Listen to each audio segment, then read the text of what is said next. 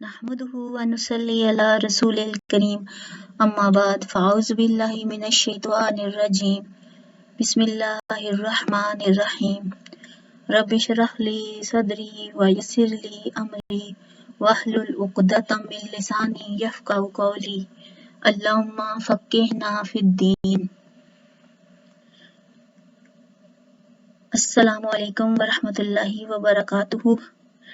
आज हम सूरत बकरा की आयत नंबर 72 पढ़ेंगे, यानी 72। गौर और तवज्जो के साथ सुनिएगा। वइज़ क़तलतुम, और जब तुमने कत्ल किया, नफ्सन, एक आदमी को, फ़द्दरअतुम, फिर तुम झगड़ने लगे, फ़ीहा, उसमें, यानी उसके बारे में। वल्लाहु, और अल्लाह ताला, मुखरिजुन, ज़ाहिर करने वाला है, मा कुंतुम, जो तुम थे, तक्तुमून, छुपाते। और जब तुमने एक शख्स को कत्ल कर डाला, फिर उसमें इख्तिलाफ करने लगे, और अल्लाह ताला ज़ाहिर करने वाला था जो तुम छुपाते थे।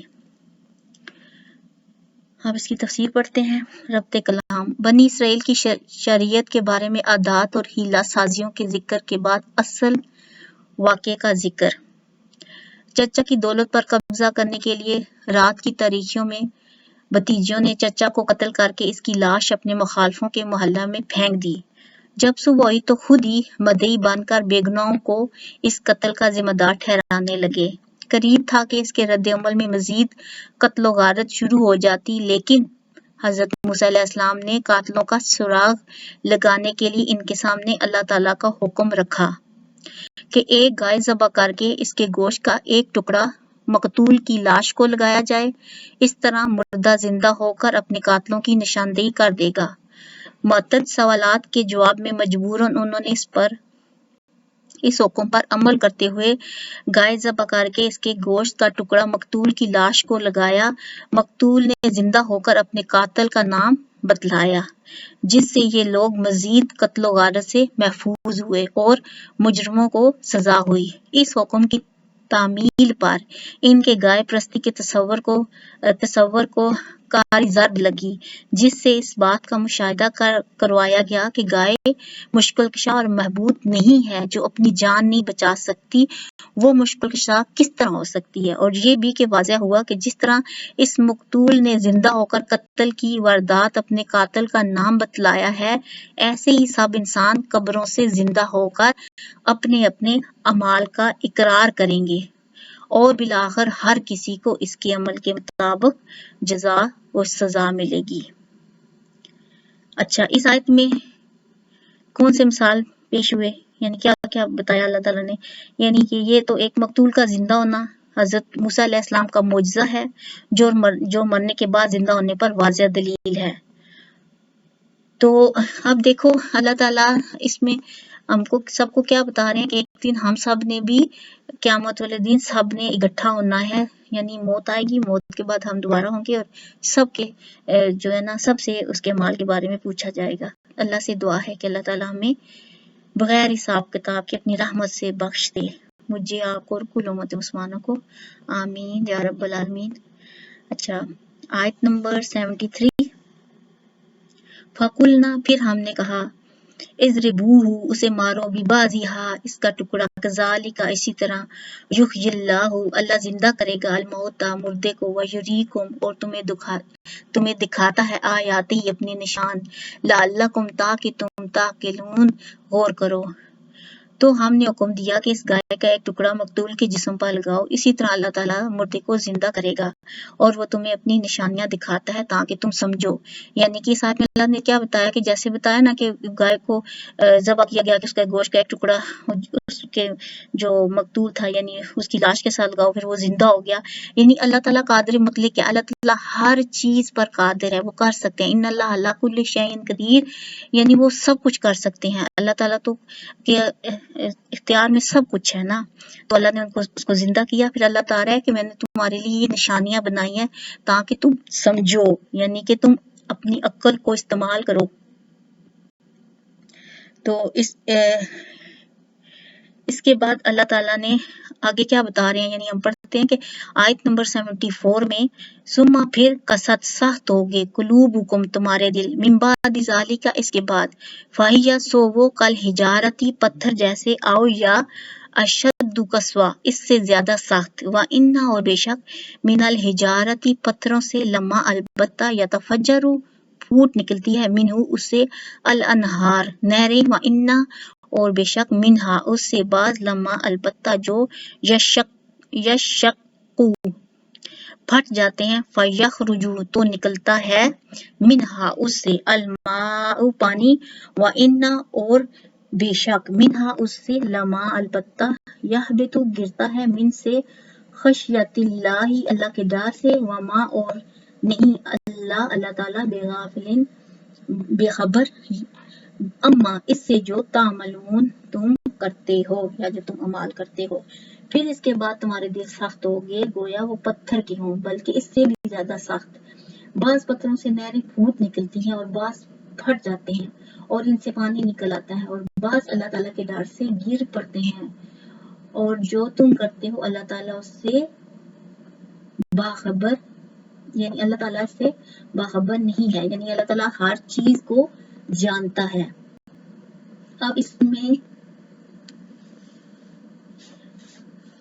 حدیث کی طرف چلتے ہیں پڑھتے ہیں کہ دیکھیں ربط کلام احکام الہی کے مقابلے میں ہیلے بہانے کرنے سے دل پتھروں سے بھی زیادہ سخت ہو جاتے ہیں۔ انسان جب اللہ کے حکام سے سرتابی مسلسل نافرمانیوں کا ارتکاب اور مسائل کی کھال اتارنے کی عادت اختیار کر لیتا ہے تو اس کا دل سخت سے سخت ہو جاتا ہے بالآخر مستقل طور پر گمراہی کے راستے پر چل نکلتا ہے۔ دل کی سختی اللہ تعالیٰ کی ناراضگی کی علامت ہے۔ یہاں پر آپ بھی اپنے غور سے اور توجہ سے اپنے دل کا جائزہ لیجیے گا کہ ہمارے دلوں کی کیفیت کیسی ہے۔ یعنی کیا ہوتا ہے دل کی سختی سے اللہ تعالیٰ کی ناراضگی کی علامت ہوتی ہے۔ دل سخت ہو جائے تو ایمان کا بیج جسے آگے چل کر اعمال کی صورت میں پھل پھول لانے ہوتے ہیں وہ ابتدا ہی میں مردہ ہو جاتا ہے۔ جس طرح پتھروں کی کئی اقسام ہے اسی طرح انسانوں کے دلوں کا حال ہے۔ پتھروں سے نہریں نکلتی چشمے پھوٹتے اور خوف خدا سے ٹنوں وزنی پہاڑ سر کے بال زمین پر آ گرتے ہیں لیکن افسوس انسانی دل گوشت کا ایک ٹکڑا ہونے کے باوجود پتھر سے سخت تر خوف خدا سے عاری ہو جاتا ہے جو اللہ تعالیٰ کے سامنے جھکنے اور اس کے حکم کے سامنے سرنگوں ہونے کے لیے بھی تیار نہیں ہوتا اور اس پر کوئی نصیحت اثر نہیں کرتی۔ حالانکہ اللہ تعالیٰ کے نزدیک گرنے والے پتھروں اور بہنے والے چشموں کی وہ قدر و منزلت نہیں جو انسان کے دل سے نکلنے والی آہوں اس کی آنکھوں سے بہنے والے آنسوؤں اور اس کی حضور جھکنے والی پیشانیوں کی ہے۔ آخر میں یہ ارشاد فرمایا کہ اے انسان جو اللہ یعنی فلک و بوس پہاڑوں کی اقسام اور میلوں تک پھیلی غاروں چٹانوں اور ان میں سے پھوٹنے والے چشموں چلنے والی آبشاروں اور بہنے والے پانی کے قطرات کو جانتا ہے وہ تیرے دل اور اعمال سے کس طرح باخبر ہو سکتا ہے۔ دیکھیں اس آیت میں اللہ نے کیا بتایا کہ اللہ تعالیٰ تو کیوں کہتے ہوتے ہیں کہ اللہ تعالیٰ شارع کے بھی قریب ہے۔ دیکھو اللہ کے شارع پہلے دل آتا ہے ہمارا سینے ہے سینے کے اندر ایک دل ہے دل جو شارع ہے نا تو ہم سانس لیتے ہیں گلے کے ساتھ وہ شارع ہے یعنی وہ دل سے بھی اوپر ہے تو اللہ نے کہا کہ شارع سے بھی زیادہ میں قریب ہوں تو وہ دیکھو کہ وہ اللہ تعالیٰ کہتا ہے کہ میں تمہاری ہر چیز سے واقف ہوں یعنی اللہ تعالیٰ سب جانتا ہے تو اللہ تعالیٰ ہمارے دلوں کی کیفیت کو ہمارے سینوں کے رازوں کو ہماری خواہشوں کو ہماری تمناؤں کو ہماری آرزوؤں کو ہماری تمام تر وشز کو ہمارے کیا دکھ ہیں کیا سکھ ہیں کیا خوشیاں ہیں کیا کچھ ہے اللہ سب جانتا ہے۔ اور اللہ تعالیٰ کہتا ہے کہ دیکھو نا پہاڑ پھٹ جاتے ہیں اس کے خوف سے اور انسان کا دل کیسے اور اللہ نے بتایا نا کہ انسان کو تو میں نے کیسی یعنی اشرف المخلوقات بنایا تو وہ کیسے نہیں یعنی کہ وہ انسانوں کی کیفیت دلوں کی بدل سکتی۔ تو اب دیکھیں اور اللہ تعالیٰ کہتے ہیں میں تم جو اعمال کرتے ہو نا یعنی ہمارے جو اعمال ہیں جو ہم اچھے کرتے ہیں برے کرتے ہیں اللہ سب جانتا ہے۔ اللہ سے دعا ہے کہ اللہ تعالیٰ ہمیں نیک اعمال کرنے کی توفیق عطا فرمائے۔ آمین. اب اچھا دیکھیں دل نرم کرنے کا طریقہ. اب جیسے ہی اللہ نے دیکھو اس آیت میں سخت دلوں کے بارے میں بتایا اور بتایا کہ میں اللہ ناراض ہونے کی علامت ہوتی ہے دل کی سختی، اور اللہ نے پھر اس کا طریقہ بھی بتا دیا، اس کا سلوشن بھی بتا دیا، اس کا حل بھی بتا دیا کہ دل نرم ہوتے کیسے ہیں اور اس کا کیا طریقہ کار ہے. اچھا، مسند احمد کی حدیث میں آتا ہے کہ حضرت ابو ہریرہ رضی اللہ تعالیٰ عنہ بیان کرتے ہیں کہ ایک آدمی نے رسول اللہ صلی اللہ علیہ وسلم سے اپنے دل کی سختی کے متعلق شکایت کی، تو آپ صلی اللہ علیہ وسلم نے فرمایا اگر تو اپنے دل کو نرم کرنا چاہتا ہے تو مسکین کو کھانا کھلا، یتیم کے سر پر ہاتھ پھیر. دیکھیں کتنی خوبصورت حدیث ہے کہ اللہ نے بتایا ہمیں اس کا حل بتایا کہ کیا کرو، مسکینوں کو کھانا کھلاؤ، جو غریب ہیں جو غربا ہیں ان کو کھانا کھلاؤ، اور یتیم کے ساتھ کے سر پر شفقت کا ہاتھ پھیرو، پیار سے اس کو محبت دو، اس کے گلے لگاؤ، اس سے پیار کرو، اس کے سر پہ شفقت کا ہاتھ پھیرو تو آپ کا دل نرم ہو جائے گا. اور نمبر 2 کہ اللہ کا ذکر کرنا، یعنی کہ ایک اور حدیث میں آتا ہے کہ حضرت عبداللہ بن عمر رضی اللہ تعالیٰ عنہ حضرت عبداللہ بن عمر رضی اللہ تعالیٰ عنہ نبی کریم صلی اللہ علیہ وسلم سے بیان کرتے ہیں کہ آپ فرمایا کرتے تھے کہ ہر چیز کی پالش ہوتی ہے، دلوں کی پالش اللہ کا ذکر ہے، اور اللہ کے ذکر سے زیادہ کوئی چیز اللہ کے عذاب سے نجات دینے والی نہیں ہے. آپ دیکھیں کتنی خوبصورت ہے نا یہ والی حدیث. یعنی کہ کیا کہ ہر چیز دیکھو نا، ہر انسان ہر چیزوں کو دیکھو، کپڑے دھوتے ہیں، پھر استری کرتے ہیں، پریس کرتے ہیں، وہ ڈرائی کلین کرتے ہیں، وہ کس میں اس طرح یعنی خوبصورت لگنے لگ جاتے ہیں نا. تو پھر اللہ نے بتایا کہ جیسے ہر چیز کو کسی بھی چیز کی یعنی مینٹیننس ہوتی ہے تو وہ پیاری لگتی ہے. اور پھر دیکھو جب اللہ تعالیٰ نے کہا کہ ہر چیز کی ایک پالش ہوتی ہے، تو دلوں کی پالش کیا ہے؟ اللہ کا ذکر. اللہ قرآن پاک میں کہتا ہے نا کہ ذکر والے بن جاؤ، یعنی نا آگے نکل گئے کون لوگ؟ ذکر کرنے والے.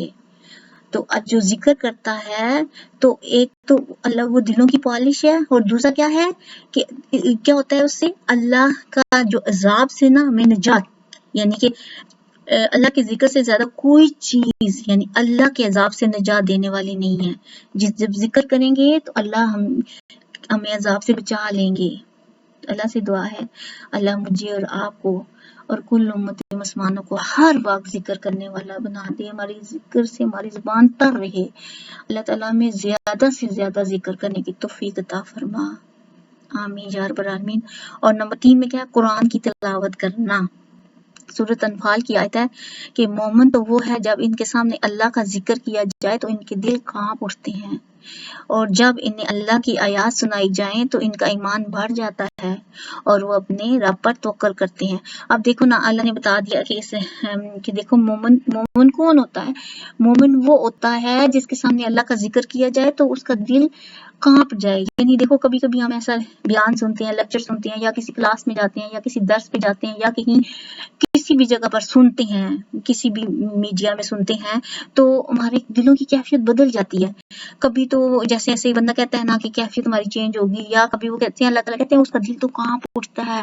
اور جب ان کے سامنے اللہ کی آتا ہے کہ جیسے صحابہ کرام بھی کہتے تھے نا کہ حضور صلی اللہ علیہ وسلم کے پاس ہوتے ہیں تو ہمارا ایمان بڑھ جاتا ہے، جیسے ہم جیسے آتے ہیں تو ہمارا ایمان میں کمی آ جاتی ہے. تو پھر اللہ تعالیٰ کہتے ہیں کہ اس میں کہ تم جب اللہ کا یعنی بتا رہے ہیں کہ ان کا ایمان بڑھ جاتا ہے اور وہ اپنے رب پر توکل کرتے ہیں. اچھا، اس آیت میں کیا باتیں بیان ہوئی؟ نمبر 1 کہ گناہوں سے دل سخت ہو جاتے ہیں. کن چیزوں سے دل سخت ہوتا ہے؟ گناہ کرنے سے. یعنی کہتے ہیں نا بندہ جب ایک گناہ کرتا ہے اس پہ ایک زیادہ دبا لگتا ہے، پھر کرتا ہے، پھر زیادہ دبے لگنے شروع ہو جاتے ہیں، ڈاٹ لگ جاتے ہیں. تو لیکن جب ہم گناہ ہو جاتا ہے تو ہم اس پہ توبہ کرتے ہیں، شرمندگی کا اظہار کرتے ہیں، تو اللہ تعالیٰ وہ معاف کر دیتے ہیں، اس کو صاف کر دیتے ہیں. تو اللہ کی رحمت سے مایوس تو نہیں ہونا چاہیے نا. تو اس لیے اللہ نے کیا توبہ کا دروازہ کھلا ہوا ہے کہ جو بھی آج سے ہم سے سچے دل سے ہم معافی مانگے، جو بھی ہم نے ہماری زندگی گزر چکی، اللہ تمہارے تمام گناہوں کو، کبیرہ صغیرہ، جانے انجانے، آنکھوں کے، ہاتھوں کے، سوچ کے، دل کے، پاؤں کے، کسی بھی معاملے میں ہر گناہ، حقوق اللہ میں، حقوق العباد میں اللہ میں وہ معاف کرے اور ہمیں صاف ستھرا کر دے، اپنی رحمت کی بارش سے دو کہ ہمیں صاف ستھرا کر دے اور ہمیں معاف فرما دے. تو پھر کیا ہے اور نمبر 2 اللہ کے ذکر سے دل نرم ہوتے ہیں. دل نرم کرنے کا کیا طریقہ ہے؟ ایک تو کہ اللہ کا ذکر کریں. اور دل کی سختی کے اسباب کیا ہوتے ہیں؟ اللہ تعالیٰ کی نافرمانی کرنے سے دل سخت ہو جاتا ہے. دیکھو جب ہم نماز نہیں پڑھیں گے، اللہ کی بات نہیں مانیں گے، سر پہ پٹا نہیں کریں گے، روزے نہیں رکھیں گے، یا کوئی جو بھی ہے، کوئی بھی چھوٹی سی بھی بات ہے، جھوٹ ہے، غیبت ہے، یعنی ہم نے ہر گناہ سے بچنا ہے، کیونکہ پھر یہ اللہ تعالیٰ کی نافرمانی کرنے سے دل سخت ہو جاتا ہے، اور اللہ کو دل سخت پسند نہیں ہے. پھر کیا ہے؟ عید شکنی کی وجہ سے دل سخت ہوتا ہے. اللہ کی یاد غافل ہونے والے دلوں کے لیے جہنم ہے، اور برے مال کی وجہ سے دل زنگلود ہو جاتے ہیں. اللہ مار کہتے ہیں نا اللہ تعالیٰ کو دل پسند. کون سا دل پسند ہے؟ قلب سلیم دل، سب سے شدا پیارا دل. اچھا، آیت نمبر 75 پڑھتے ہیں. افتت معاون، کیا پھر تم نے توقع رکھتے ہو، کیا پھر تم توقع رکھتے ہو ان کے یؤمنو مان لیں گے، لاکم تمہارے لیے، وقد کانا اور تھا، فریقن ایک فریق، منہم ان سے، یسمعون وہ سنتے تھے، کلام اللہ اللہ کا کلام، ثم پھر یحرفونہ وہ بدل ڈالتے ہیں اس کو، من بعد ما جو اقلوہ انہوں نے سمجھ لیا، وہم اور وہ یعلمون جانتے ہیں. مسلمانوں کیا تم توقع رکھتے ہو کہ یہ لوگ تمہاری خاطر ایمان لے آئیں گے؟ حالانکہ ان میں سے ایسے لوگ بھی ہیں جو اللہ کا کلام سن کر سمجھنے اور جاننے کے باوجود اسے بدل دیتے ہیں. ربط کلام، اس کی تفسیر، جن کے دلوں میں مور کساوت لگ چکی ہو، ان سے ایمان لانے کی توقع کرنا اب سے ہے. امت محمدیہ کے لوگوں، کیا تم اب بھی بہانہ باز، پتھر دل اور کلام اللہ کی تعریف کرنے والوں لوگوں سے ایمان لانے کی امید باندھے ہوئے ہو؟ اللہ کے ان کے جرائم اور عدایت کا تفصیلی ریکارڈ تمہارے سامنے رکھ دیا گیا ہے کہ ایسے لوگوں سے ایمان اور خیر کی توقع رکھنا فضول ہے، جو جان بوجھ کر قرآن مجید کا مفہوم ہی نہیں بدلتے، بلکہ انہوں نے تورات انجیل کے الفاظ تک بدل ڈالے ہیں، جس سے تورات اور انجیل کے نزول کا مقصد فوت ہو گیا. اب کیوں اللہ تعالیٰ نے کہا نا پہلی کتابیں جو تھی آسمانی کتابیں، تورات، زبور، انجیل، اب وہ منسوخ ہو گئی، اب قرآن پر عمل ہوگا، کیونکہ انہوں نے اس میں تبدیلی کی، انہوں نے ان کو بدل دیا. تو اس لیے انہوں نے کہا کہ ان کے بدل کر لفظوں کو بدل ڈالنے سے اللہ تعالیٰ نے کیا کر دیا؟ ان کو منسوخ کر دیا، یعنی جس سے تورات اور انجیل کے نزول کا مقصد فوت ہو گیا. یہودیوں نے تورات میں قطع برید کر کے بیت اللہ کے ساتھ اس کی بانی حضرت ابراہیم علیہ السلام کا تعلق منقطع کیا. حضرت اسماعیل علیہ السلام کی جگہ جناب اسحاق علیہ السلام کو ذبح اللہ ثابت کرنے کے لیے تاریخ کا ریکارڈ بدل ڈالا. پھر اس سے بڑھ کر حضرت ابراہیم علیہ السلام کے یہودی اور عیسائی ہونے کے جھوٹے دعوے کیے، حالانکہ ابراہیم علیہ السلام تورات اور انجیل کے نزول سے سینکڑوں سال پہلے رحالت فرما چکے تھے، یعنی وہ دنیا سے جا چکے تھے. ایسا وہ کسی غفلت یا لا علمی کی بنا پر نہیں کرتے تھے، بلکہ جان بوجھ کر کرتے ہیں. اب اس آیت میں اللہ نے کیا بیان کی مسائل؟ نمبر 1 کہ کلام اللہ کی تعریف کرنے والے سے خیر کی توقع رکھنا فضول ہے. پتھر دل، اور نمبر 2 پتھر دل بہانہ ساز انسان کو اللہ تعالیٰ ہدایت نہیں دیتا. یہ یہودیوں کافروں کی بات ہو رہی ہے. اور پھر کیا ہے کہ اس میں کیا بیان ہوا، اور کہ کلام اللہ میں اہل کتاب کی تعریف کے مختلف طریقے. آیات ان کے نمبر 1 کہ آیات کو ان کے محل سے آگے پیچھے کر دینا، یہ سورۃ نساء میں آتا ہے، اور سورۃ بقرہ میں آتا ہے کہ یہ کیا کرتے ہیں، اپنی طرف سے کچھ باتیں گھڑ کر شامل کرنا. اور نمبر 3 آل عمران میں بھی آتا ہے کہ زبان مروڑ کا مفہوم بدل ڈالنا، اور بنیادی باتیں چھوڑ کر متشابہات کے پیچھے لگ جانا، یعنی انہوں نے خود سے اپنی باتیں یہودیوں اور عیسائیوں نے ایسے خود چینج کر کے لکھ دی تھی، اور پھر ایسے کرتے تھے ان کتابوں کے بارے میں. تو اسی لیے آپ جو عمل کیا جائے گا وہ کس پر ہوگا؟ قرآن پاک پر، اور ہمارے اس کے مطابق زندگی گزارنی ہوگی حضرت محمد صلی اللہ علیہ وسلم کے جیسے انہوں نے زندگی گزاری. اور جیسے ہم کہتے ہیں نا کہ سنت کے مطابق زندگی گزارو، آپ لوگوں نے کبھی سوچا ہے کہ سنت کے مطابق زندگی کیسی ہوتی ہے، کیسے گزارتے ہیں؟